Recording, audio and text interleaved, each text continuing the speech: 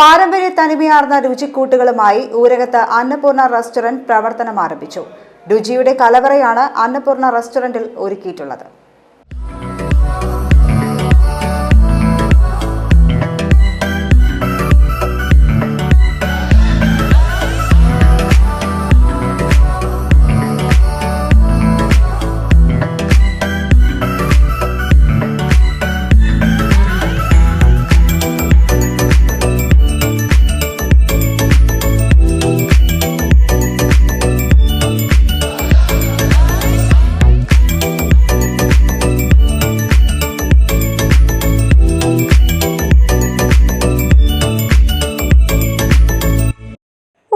കാക്കരാസ് ബിൽഡിംഗിലാണ് രുചി ആസ്വാദകർക്കായി അന്നപൂർണ റെസ്റ്റോറന്റ് തുറന്നിരിക്കുന്നത്.